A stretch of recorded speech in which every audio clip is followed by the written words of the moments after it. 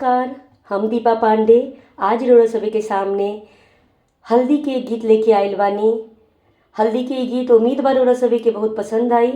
अगर पसंद आई तो ज़्यादा से ज़्यादा हमारे गीत के लाइक करी जा, कमेंट करी जा, शेयर करी जा और सब्सक्राइब करे मत भूली जा, ताकि आगे जो भी हम वीडियो अपलोड करी, जो भी गीत अपलोड करी, रोड़ा सभी भी जल्द से जल्द होकर नोटिफिकेशन मिली। सुनी जा और इंजॉय करी जा हमारे गीत के। जय सिया राम।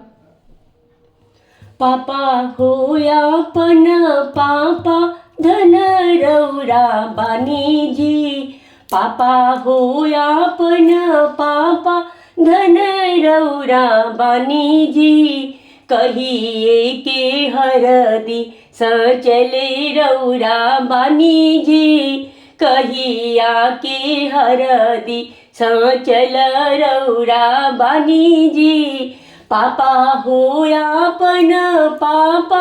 धन रौरा बानी जी, पापा होयापन पापा धन रौरा बानी जी, कहिया के हरदी सचले रौरा बानी जी, कहिया के हरदी सचले रौरा बानी जी, बेटी होशिया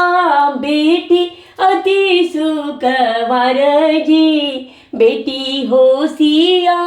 बेटी अति सुखवार जी, हरदी के झाके झोंके जाली को मिलाई जी, हरदी के झाके झोंके जाली को मिलाई जी, चाचा होयापन चाचा धन रौरा बानी जी, चाचा होयापन चाचा धन रौरा बानी जी, कहिया के हरदी जतन कैले बानी जी, कहिया के हरदी जतन कैले बानी जी, बेटी होशिया बेटी अति सुखवार जी, हरदी के झाके झोंके जाली को मिलाई जी, हरदी के झाके झोंके जाली को मिलाई जी, भैया होयापन भैया धन रौरा बानी जी, भैया होयापन भैया धन रौरा बानी जी, कहिया के हरदी जतन कैले बानी जी, कहिया के हरदी, बहिनी होशिया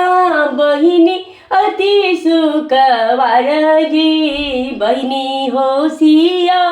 बहिनी अति सुखवार जी, हरदी के भार सहल नाही जाला जी, हरदी के भार सहल नाही जाला जी, जीजा होयापन जीजा धन रौरा बानी जी, जीजा होयापन जीजा धन रौरा बानी जी, जीजा होयापन जीजा हद कन जोस जी, कहिए के हरदी जतन कैले बानी जी, कहिया के हरदी जतन कैले बानी जी, साली होशिया साली अति सुखवार जी, साली हो राउर